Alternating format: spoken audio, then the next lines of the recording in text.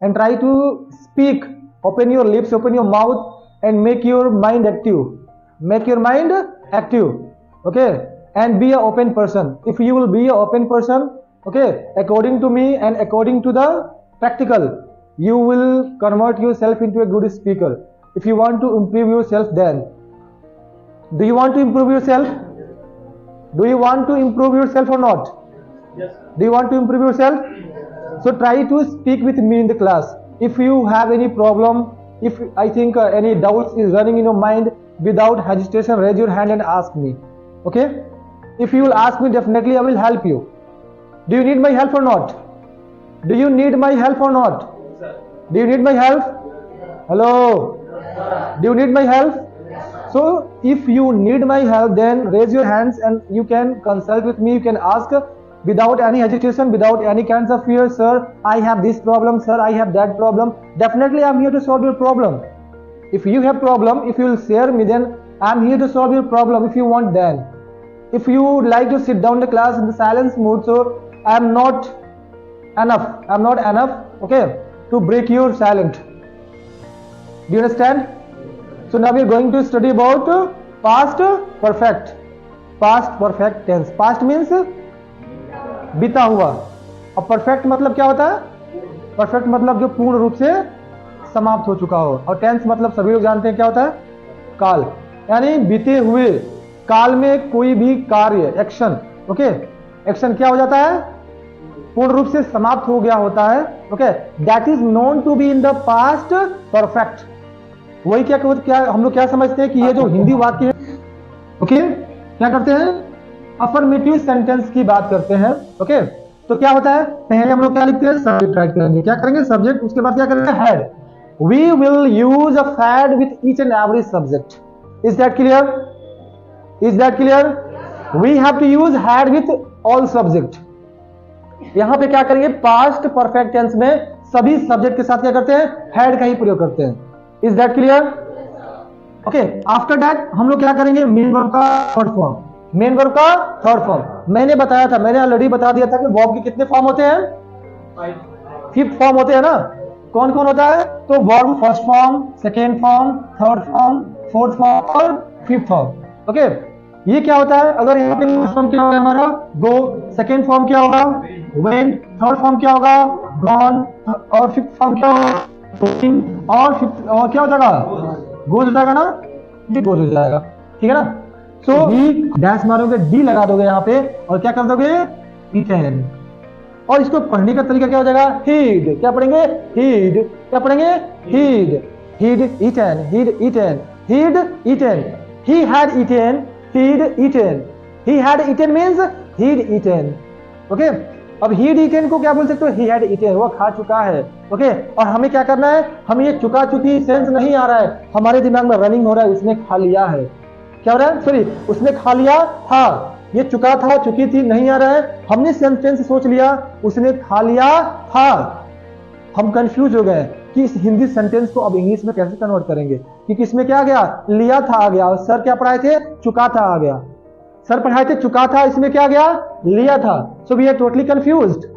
हमें कंफ्यूज्ड नहीं होना है, हमारे दिमाग में क्या करना है? We have to keep this fact inside the mind that both Hindi sentences are in the past perfect tense। दोनों हिंदी सेंटेंस क्या है? पास्ट परफेक्ट टेंस है। मैंने खा लिया था, ठीक है ना। अगर ये आ जाता है कि मैंने खा लिया था, तो हमारे दिमाग में क्या होना चाहिए? स्ट्राइक होना चाहिए। ये क्या है? ये तो हमारा हिंदी सेंटेंस क्या है? पास्ट परफेक्ट टेंस है। तो उसकी भी इंग्लिश हम लोग बनाएंगे he had eaten, he had eaten. मैंने अंग्रेजी सीख लिया था, क्या होगा? मैंने अंग्रेजी सीख लिया था, I had learned English, I had learned English, okay. तुमने काम कर लिया था, क्या हो गया? अच्छा यहाँ पे, हाँ, तुमने खाना बना लिया था, तुमने खाना बना लिया था। यू हैड कुक्ड या प्रिपेयर्ड, यू हैड कुक्ड या प्रिपेयर्ड फूड, समझा ना। मैंने तुम्हें पढ़ा लिया था, I had taught you, I had taught you, ठीक है। उसने मुझे उसने मुझे धोखा दिया था, उसने मुझे धोखा दिया था। तो धोखा देने क्या होता है? धोखा देने क्या हुआ? चीट। धोखा देने का डिसीव भी होता है और चीट भी होता है। तो चीट, चीटेड क्या हो जाएगा? Cheat, cheated. और डिसीव, डिसीव्ड क्या हो जाएगा? Deceive, deceived. डिसीव्ड मतलब भी धोखा देना होता है और चीट मतलब भी क्या होता है? धोखा देना होता है। तो तुम इन दोनों में से कोई भी चीज यहाँ पे यूज कर सकते हो। ठीक है, अब देखो जैसे हमें क्या करना है, अभी हमें क्या करना है? सेंटेंस को बड़ा बनाना है। हमें क्या करना है? फ्रेज यूज करना है। क्या करना है? हमें फ्रेज यूज करना है। और कौन सा फ्रेज होना चाहिए? तो प्रीपोजिशनल फ्रेज। क्या होना चाहिए? प्रीपोजिशनल फ्रेज होना चाहिए। क्या होना चाहिए? Prepositional phrase. प्रीपोजिशनल फ्रेज मतलब होना चाहिए कि फ्रेज के साथ, with phrase we have to use preposition. With phrase we have to use preposition. Phrase क्या है? क्या फ्रेज क्या है? एक से अधिक ग्रुप ऑफ वर्ड्स होते हैं। क्या होते हैं? वन और more than one. Okay, one और मोर देन वन। एक से अधिक जो ग्रुप ऑफ वर्ड्स होते हैं that make a complete sense, जो पूरा अर्थ देते हैं, वो क्या कहलाते हैं? फ्रेज कहलाते हैं। और उसके पहले हम यदि प्रीपोजिशन जोड़ देते हैं वो क्या कहलाते हैं? प्रीपोजिशनल फ्रेज हो जाते हैं। क्या हो जाते हैं? Prepositional phrase. अगर यहाँ पे मैं लिखा, क्या लिख दिया? According, according to, according to, according to, ये हमारा क्या है? प्रीपोजिशनल फ्रेज है। क्या है? अकॉर्डिंग टू प्रीपोजिशनल फ्रेज है। अब यहाँ पे टू के बाद क्या जोड़ सकते हो? ऑब्जेक्ट लगा दोगे। क्या करोगे? ऑब्जेक्ट यहाँ पे लगा दोगे। ऑब्जेक्ट तो कुछ भी हो सकता है ना, लिविंग थिंग्स। ऑब्जेक्ट लगाओगे तो क्या हो जाएगा? मी हो जाएगा। क्या हो जाएगा? यू हो जाएगा। क्या हो जाएगा? देम हो जाएगा। क्या हो जाएगा? वी हो जाएगा। क्या हो जाएगा? यू हो जाएगा। Whatever you want to use you can use. जो कुछ भी यूज करना चाहते हो कर सकते हो। समझ में आ रहा है? ये हमारा क्या होगा? ये हमारा क्या है? ये हमारा ऑब्जेक्ट है। तो अगर यहाँ पे तुमने क्या किया? मी जोड़ दिया। According to me, according to me मेरे अनुसार। क्या हो जाएगा? अकॉर्डिंग टू मी मेरे अनुसार। अकॉर्डिंग टू मी मेरे अनुसार। तुमने क्या कर दिया? मेरे अनुसार तुमने खा लिया था। मेरे अनुसार तुमने खा लिया था। सेंटेंस हम लोग बड़ा बना रहे हैं तो क्या हो जाएगा? According to me you had eaten. According to me you had eaten. मेरे अनुसार तुमने अपना काम कर लिया था। According to me you had finished, you had done, you had completed your work. समझ में आ रहा? मेरे अनुसार तुम दिल्ली जा चुके थे। मेरे अनुसार तुम दिल्ली जा चुके थे। According to me you had gone to Delhi. According to me you had gone to Delhi. समझ में आ रहा? नेक्स्ट हमारा क्या आता है? बाई फोर्स विथ, या बाई फोर्स आप कर सकते हो। By force of, okay, by force of. By force of मतलब होता है किसी चीज की मदद से, किसी चीज की मदद से। तो मान लो मैंने क्या बोला? मैंने पैसे की मदद से घर बनाया। मैंने पैसे की मदद से घर बनाया था। तो क्या हो जाएगा? I had built a house by force of money, by force of पैसे की मदद से मैंने एक कार खरीदा था। I had bought a car by force of money। तो यहाँ पे अगर आ जाते हो क्या? by force of, ठीक है। ये भी हमारा क्या है? प्रीपोजिशनल फ्रेज है। क्या है? प्रीपोजिशनल, यानी किसी चीज की मदद से। बाई फोर्स ऑफ, अब यहाँ पे क्या हो जाएगा? बाई फोर्स ऑफ मनी भी कर सकते हो। बाई फोर्स ऑफ मनी भी कर सकते हो। आपकी मदद से बाई फोर्स ऑफ यू कर सकते हो। उन लोगों की मदद से बाई फोर्स ऑफ देम कर सकते हो। मेरी मदद से बाई फोर्स ऑफ मी कह सकते हो। जैसे मैं आपकी मदद से क्या किया? मैंने अपने सपनों को पूरा कर लिया था। आपकी मदद से मैंने अपने सपनों को पूरा कर लिया था। तो क्या बोलेंगे? By force of you I had completed my dreams. तो ये क्या है? Prepositional phrase. क्या प्रीपोजिशनल फ्रेज है? इसको पहचानने का तरीका यही है कि क्या होगा? इसके साथ हमारा प्रीपोजिशन लगा होगा। क्या लगा होगा? प्रीपोजिशन लगा होगा। समझ में आ रहा है ना? I will teach you these things, but right now this is not my topic. My topic is past perfect tense. Okay? Negative sentence देख लेते हैं कि मैंने तुम्हें अंग्रेजी नहीं पढ़ाया था। तो बस क्या करते हैं? हैड के बाद क्या कर देंगे? नॉट का प्रोजेक्ट कर देंगे। क्या करेंगे? हैड के बाद, यानी सब्जेक्ट लिखेंगे प्लस हैड लिखेंगे। उसके बाद क्या करेंगे? नॉट और मेन वर्ब का थर्ड फॉर्म डैश मारोगे, डी लगा दोगे यहाँ पे और क्या कर दोगे? ईटन। और इसको पढ़ने का तरीका क्या हो जाएगा? हीड। क्या पढ़ेंगे? He'd eaten. he had eaten, he'd eaten, he had eaten means he'd eaten, okay? अब he'd eaten को क्या बोल सकते हो? he had eaten, वो खा चुका है, okay? और हमें क्या करना है? हमें ये चुका चुकी सेंस नहीं आ रहा है, हमारे दिमाग में रनिंग हो रहा है, उसने खा लिया है। क्या हो रहा है? सॉरी, उसने खा लिया था, ये चुका था, चुकी थी नहीं आ रहा है, हमने सेंटेंस सोच लिया उसने खा लिया था। हम कंफ्यूज हो गए कि इस हिंदी सेंटेंस को अब इंग्लिश में कैसे कन्वर्ट करेंगे, क्योंकि इसमें क्या आ गया? लिया था आ गया, और सर क्या पढ़ाए थे? चुका था आ गया। सर पढ़ाए थे चुका था, इसमें क्या आ गया? लिया था। So we are totally confused. हमें कंफ्यूज्ड नहीं होना है, हमारे दिमाग में क्या करना है? We have to keep this fact inside of mind that both Hindi sentences are in the past perfect tense. दोनों हिंदी सेंटेंस क्या है? पास्ट परफेक्ट टेंस है। मैंने खा लिया था, ठीक है ना? अगर ये आ जाता है कि मैंने खा लिया था, तो हमारे दिमाग में क्या होना चाहिए? स्ट्राइक होना चाहिए। ये क्या है? ये तो हमारा हिंदी सेंटेंस क्या है? पास्ट परफेक्ट टेंस है। तो उसकी भी इंग्लिश हम लोग बनाएंगे he had eaten, he had eaten। मैंने अंग्रेजी सीख लिया था, क्या होगा? मैंने अंग्रेजी सीख लिया था, I had learned English, I had learned English, okay? तुमने काम कर लिया था, क्या हो गया?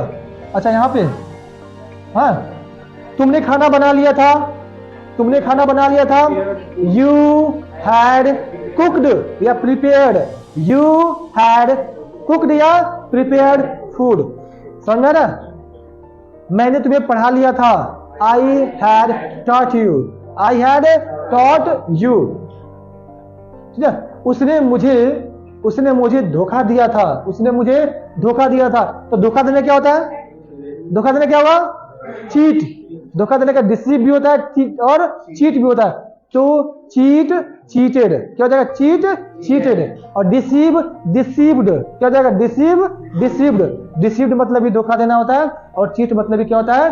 धोखा देना होता है। तो तुम इन दोनों में से कोई भी चीज यहाँ पे यूज कर सकते हो, ठीक है? अब देखो, जैसे हमें क्या करना है, अभी हमें क्या करना है? सेंटेंस को बड़ा बनाना है, हमें क्या करना है? फ्रेज यूज करना है। क्या करना है? हमें फ्रेज यूज करना है। और कौन सा फ्रेज होना चाहिए? तो प्रीपोजिशनल फ्रेज। क्या होना चाहिए? प्रीपोजिशनल फ्रेज होना चाहिए। क्या होना चाहिए? Prepositional phrase. प्रीपोजिशनल फ्रेज मतलब होना चाहिए कि फ्रेज के साथ, with phrase we have to use preposition, with phrase we have to use preposition. Phrase क्या है? क्या फ्रेज क्या है? एक से अधिक ग्रुप ऑफ वर्ड्स होते हैं। क्या होते हैं? वन और more than one, okay? One और मोर देन वन, एक से अधिक जो ग्रुप ऑफ वर्ड्स होते हैं that make a complete sense, जो पूरा अर्थ देते हैं, वो क्या कहलाते हैं? फ्रेज कहलाते हैं। और उसके पहले हम यदि प्रीपोजिशन जोड़ देते हैं, वो क्या कहलाते हैं? प्रीपोजिशनल फ्रेज हो जाते हैं। क्या हो जाते हैं? Prepositional phrase. अगर यहाँ पे मैं लिखा, क्या लिख दिया? According, according to, according to, according to, ये हमारा क्या है? प्रीपोजिशनल फ्रेज है। क्या है? अकॉर्डिंग टू प्रीपोजिशनल फ्रेज है। अब यहाँ पे टू के बाद क्या जोड़ सकते हो? ऑब्जेक्ट लगा दोगे। क्या करोगे?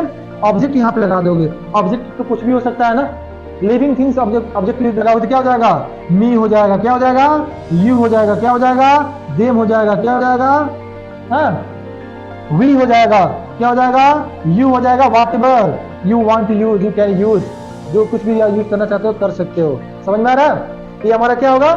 ये हमारा क्या है? ये हमारा ऑब्जेक्ट है। तो अगर यहाँ पे तुमने क्या किया? मी जोड़ दिया, according to me, according to मेरे अनुसार। क्या हो जाएगा?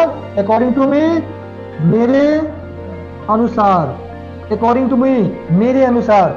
तुमने क्या कर दिया? मेरे अनुसार तुमने खा लिया था, मेरे अनुसार तुमने खा लिया था। सेंटेंस हम लोग बड़ा बना रहे हैं, तो क्या हो जाएगा? According to me you had eaten, according to me you had eaten. मेरे अनुसार तुमने अपना काम कर लिया था। According to me you had finished, you had done, you had completed your work. समझ में आ रहा? मेरे अनुसार तुम दिल्ली जा चुके थे, मेरे अनुसार तुम दिल्ली जा चुके थे। According to me you had gone to Delhi, according to me you had gone to Delhi. समझ में आ रहा? नेक्स्ट हमारा क्या आता है? बाई फोर्स विथ, या बाई फोर्स आप कर सकते हो, by force of, okay? By force of, by force of मतलब होता है किसी चीज की मदद से, किसी चीज की मदद से। तो मान लो मैंने क्या बोला? मैंने पैसे की मदद से घर बनाया, मैंने पैसे की मदद से घर बनाया था। तो क्या हो जाएगा? I had built, I had built a house by force of money, by force of, पैसे की मदद से मैंने एक कार खरीदा था। I had bought a car by force of money। तो यहाँ पे अगर आ जाते हो क्या, by force of, ठीक है। ये भी हमारा क्या है, प्रीपोजिशनल फ्रेज है। क्या है, प्रीपोजिशनल, यानी किसी चीज की मदद से। बाई फोर्स ऑफ, अब यहाँ पे क्या हो जाएगा, बाई फोर्स ऑफ मनी भी कर सकते हो, बाई फोर्स ऑफ मनी भी कर सकते हो। आपकी मदद से बाई फोर्स ऑफ यू कर सकते हो, उन लोगों की मदद से बाई फोर्स ऑफ देम कर सकते हो, बाई मेरी मदद से बाई फोर्स ऑफ मी कह सकते हो। जैसे मैं आपकी मदद से क्या किया, मैंने अपने सपनों को पूरा कर लिया था। आपकी मदद से मैंने अपने सपनों को पूरा कर लिया था, तो क्या बोलेंगे, by force of you I had completed my dreams, I had completed my dreams. तो ये क्या है, प्रीपोजिशनल फ्रेज, क्या प्रीपोजिशनल फ्रेज है। इसको पहचानने का तरीका यही है कि क्या होगा, इसके साथ हमारा प्रीपोजिशन लगा होगा। क्या होगा, लगा होगा, प्रीपोजिशन लगा होगा। समझ में आ रहा है ना। I will teach you this things, but right now this is not my topic. My topic is past perfect tense. Okay, negative sentence देख लेते हैं कि मैंने तुम्हें अंग्रेजी नहीं पढ़ाया था, मैंने तुम्हें अंग्रेजी नहीं पढ़ाया था। तो बस क्या करते हैं, हैड के बाद क्या कर देंगे, नॉट का प्रोजेक्ट कर देंगे। क्या करेंगे, हैड के बाद, यानी सब्जेक्ट लिखेंगे प्लस हैड लिखेंगे, उसके बाद क्या करेंगे, नॉट, और मेन वर्ब का थर्ड फॉर्म प्लस